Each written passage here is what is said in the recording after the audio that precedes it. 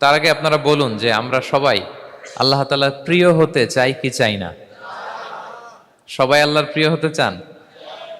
সবাই আল্লাহ তাআলার নৈকট্যপ্রাপ্ত বান্দা হতে চান? আলহামদুলিল্লাহ, আমরা সবাই একমত যে আমরা আল্লাহ তাআলার প্রিয় হতে চাই, আমরা আল্লাহর আরো কাছে যেতে চাই। আমাদের বাংলাদেশে তো ক্লোজ আপ ওয়ান আমাদেরকে কাছে আসার গল্প শোনায়, কি বলেন?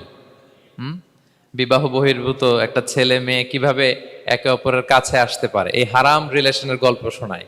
কিন্তু কোরআন আমাদেরকে কি করে আমরা আল্লাহর কাছে যেতে পারবো ওই গল্প শোনাবে। আলহামদুলিল্লাহ পড়েন। তো আমরা সবাই একমত হলাম যে আমরা আল্লাহর কাছে যেতে চাই, কিন্তু কাছে যাব কি করে? তাকে তো আমরা দেখি না। আল্লাহকে দেখা যায়? দেখেছেন কেউ কখনো? আওয়াজ করে বলেন, আল্লাহকে দেখেছেন কেউ? তো যাকে দেখি না তাকে কাছে যাব কি করে? একজনকে চিনি, চিনলেই না তার কাছে যাওয়া যায়, কি বলেন? আল্লাহকে দেখা যায় না। আল্লাহ বলেন লা তুদরিকুহুল আবসারু ওয়া হুয়া ইউদরিকুল আবসারা ওয়া হুয়াল লতীফুল খবীর। পৃথিবীর কোনো চোখ আমাকে দেখে না, কিন্তু আমি সব চোখগুলোকে দেখি। তিনি দৃষ্টির আয়ত্তে নন, দৃষ্টি তার আয়ত্তে। তিনি দৃষ্টির আয়ত্তে নন, বরং দৃষ্টিগুলো তার আয়ত্তে। তাকে দেখা যায় না, কিন্তু আল্লাহ তাআলাকে দেখা না গেলেও তাকে অনুভব করা যায় কি যায় না? আল্লাহ তাআলা বলেন তোমার অনুভূতি দিয়ে তুমি বুঝবে যে আমি তোমার বড্ড কাছে।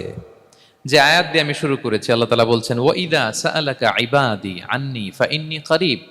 নবী হে, আপনার উম্মতেরা যখন, আমার বান্দারা যখন আমার ব্যাপারে জিজ্ঞেস করে, আপনি বলুন ফাইন্নী করিব, আমি খুব কাছে। আল্লাহ কি দূরে না কাছে? সবাই বলুন, দূরে না কাছে? আল্লাহ বললেন আমার বান্দারা যখন জিজ্ঞেস করে আমার ব্যাপারে, আপনি বলুন আমি ফাইন্নী করিব, আমি কাছে। উজিবু দাওয়াতাদ দাঈ ইযা দাআন, কেউ যখন আমার কাছে দোয়া করে চায়, আমি তার ডাকে সাড়া দেই। তাহলে এই আয়াত থেকে বুঝলাম আল্লাহ তাআলা কাছে। এখানে তো আল্লাহ কেবল কাছে বলেছেন, আরেকটা আয়াতে আল্লাহ বলেছেন আমি সবচাইতে কাছে, আমার চাইতে কাছে তোমার কেউ হতে পারে না। ওয়া নাহনু আকরাবু ইলাইহি মিন হাবিলিল ওয়ারিদ। আমাদের এখানে গ্রীবাস্থ একটা ধমনী আছে, এই ধমনীটা কেটে দিলে মানুষ মরে যায়। আল্লাহ বলে তোমার এই ধমনীর সাহারক তোমার যত কাছে, আমি আল্লাহ তোমার তার চাইতেও বেশি কাছে। হাবলুল ওয়ারিদের তাফসিরে বেশিরভাগ এসেছে এখানকার সাহারক। কেউ কেউ বলেছেন হাবলুল ওয়ারিদ মানে আমাদের স্পাইনাল কর্ড, মানে আমাদের শির দ্বারা। এটার চেয়ে কাছে আর আমাদের কিছু হতে পারে না। আল্লাহ বলে তোমার শির দ্বারা তোমার যত কাছে, আমি আল্লাহ তোমার তার চাইতেও বেশি কাছে। তাহলে বুঝতে পারলাম যদিও আল্লাহ তাআলাকে দেখা যায় না, কিন্তু তাকে অনুভব করা যায়। আর তিনি বলেছেন তিনি কাছে, ডাকলেই তিনি ডাকে সাড়া দেন, আমরা চাইলেই তার কাছে যেতে পারি। তো আমরা কিভাবে আল্লাহর কাছে যাব, নৈকট্যপ্রাপ্ত বান্দা হব, এটা নিয়ে আমরা কিছু আলোকপাত করবো ইনশাআল্লাহ। আল্লাহ তাআলা পবিত্র কালামুল্লাহ মাজিদে আমাদেরকে জানিয়ে দিয়েছেন কিভাবে আমরা তার আরো কাছে যেতে পারি। এই ফর্মুলাটা কি, এই ইনস্ট্রাকশনটা, এই গাইডেন্সটা আল্লাহ তাআলা আমাদেরকে জানিয়ে দিয়েছেন। তিনি বলেছেন কোরআনে, আল্লাহ তাআলা বলেছেন ওয়াসজুদ ওয়াকতারিব, যদি তোমরা আমার কাছে আসতে চাও তাহলে তোমরা সিজদায় লুটিয়ে পড়ো।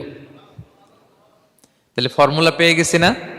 আল্লাহর কাছে যেতে হলে সিজদায় লুটিয়ে পড়তে হবে। আপনি সিজদায় চলে গেলেন তো আল্লাহর কাছে চলে গেলেন। আপনি যখন সিজদা দেন মনে হয় যে আপনি কার্পেটের উপর সিজদা দিয়েছেন, মনে হয় জায়নামাজে সিজদা দিয়েছেন, মনে হয় মসজিদের টাইলসে সিজদা দিয়েছেন, কিন্তু আসলে আপনার সিজদাটা আল্লাহর কুদরতি পায়ের উপরে গিয়ে পড়েছে। ওয়াসজুদ ওয়াকতারিব, আল্লাহ বললেন সিজদা দাও, সিজদায় লুটিয়ে পড়ো, আমার কাছে চলে আসো। এবং হাদিসে বিষ্ণু ইসলাম বলেছেন আকরাবু মা ইয়াকুনুল আবদু মির রাব্বিহি ওয়া হুয়া সাজিদ ফাআকসিরু ফীহি দুআ। বান্দা যখন সিজদায় চলে যায় তখন বান্দা আল্লাহর সবচাইতে কাছে চলে যায়।